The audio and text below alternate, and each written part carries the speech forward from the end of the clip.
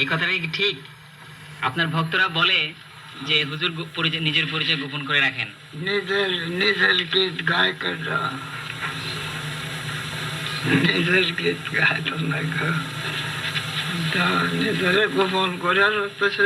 আবার নিজের আমার গোপন তো থাকবার কিছু না, আমি তো সংগ্রামী মানুষ, আমার গোপন রাখার কিছু ছিল না। দেশ ধর্ম জাতির জন্য প্রকাশ্যে যুদ্ধ দিচ্ছি, নিশ্চয়ের জন্য। রাজনীতির সাথে হ্যাঁ, অন্য কোনো পার্টির রাজনীতির সাথে আপনার ইমারত পার্টির সম্পর্ক ছিল না কেন? ছিল তো, কত লোক সমর্থক ছিলেন। তাহলে আপনারা এক পার্টি করেননি কেন? এক পার্টি করে না, যার যার খেয়াল মতো যার যার পার্টি চলে গেছে, পরস্পরে ছিল। তাহলে আপনি কি মনে করেন যে বাংলাদেশের উন্নতির জন্য সবগুলি পার্টি এক হয়ে যাওয়া দরকার? তা তো দরকার হয় কেটা, সাধারণত তো স্বার্থ পাকে। স্বার্থের ঊর্ধ্বে কি বাঙালিরা কখনো উঠতে পারবে না?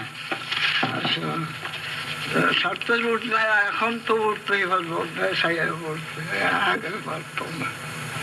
বাংলাদেশের ভবিষ্যৎ সম্বন্ধে আপনার কি ধারণা?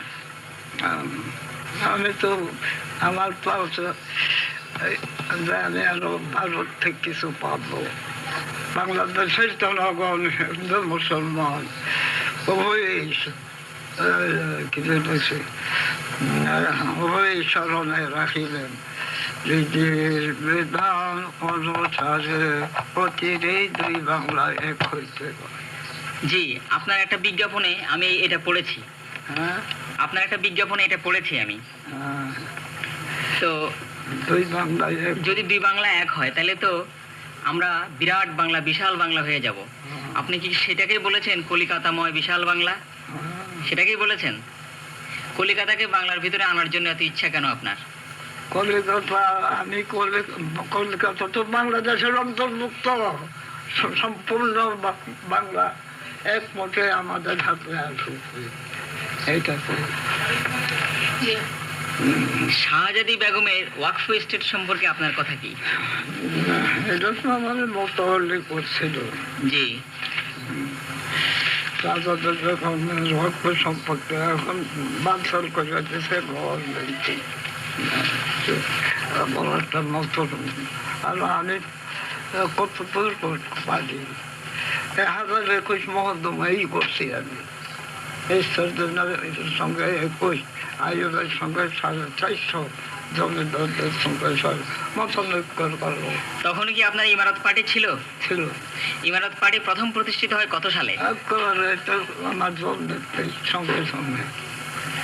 আপনার কোন সময় কেন্দ্রীয় কমিটি ছিল? ইমারত মানে রুল ইন ইসলাম। জি, ইমারত মানে রুল ইন ইসলাম। আপনার কি কনস্টিটিউশন ছিল?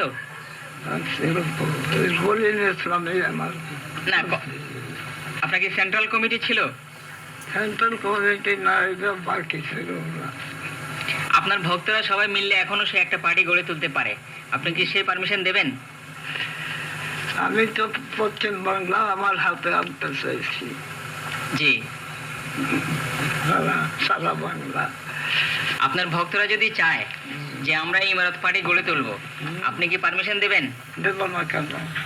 ইমারত মানে rule in Islam, rule in Islam, Islam ধর্ম মতের শাসন। তো মাওলানা ভাসানী সাহেবও তো চেয়েছিলেন ধর্ম মতে। ভাষা ভাষা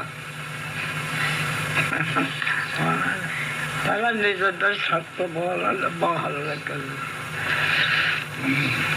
ভাসানী সাহেবের পার্টি এবং শেরে বাংলার পার্টি ছাড়া অন্য কার পার্টি আপনি পছন্দ করতেন? আমি ভিন্ন ভিন্ন মতাবলম্বী পার্টি, তাদের সঙ্গে আমার ঝগড়া ছিল।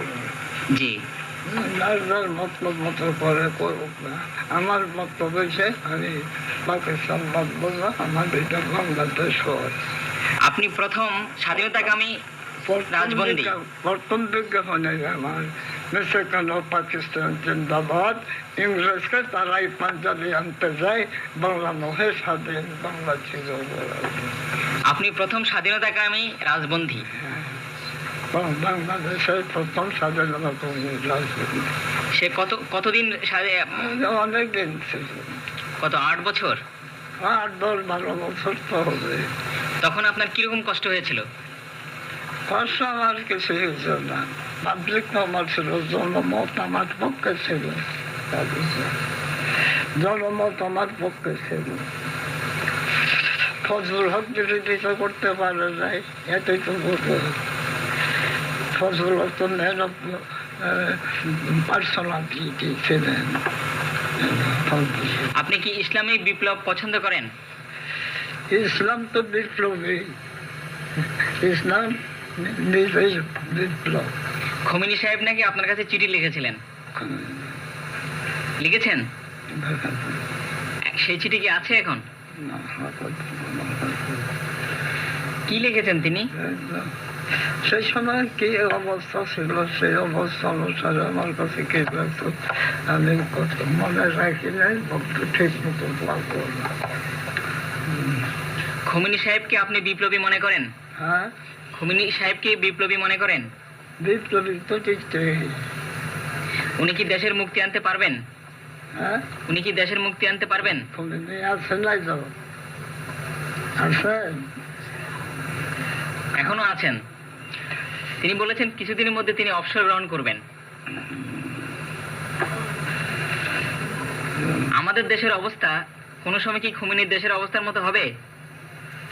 বলতে পারি না। আমার কথা, আমি তো দুই বাংলায় এক স্বপ্ন দেখি, দুই বাংলার স্বপ্ন দেখি, দুই বাংলায় এক হয়ে যায়। আপনি বলেছেন আপনার বয়স 100-র মতো, 100-র উপর। 100-র উপর। তো এই বয়সেও আপনার শরীর অত্যধিক সুন্দর, হ্যাঁ, শরীর এবং মন দুটাই সুন্দর। কেন এত সুন্দর আছে বলেন তো? এর ভেতর রহস্য আছে, আমরা কিছু শুনতে চাই। আমার যে তখন অলি উল্লাহ ছিলেন,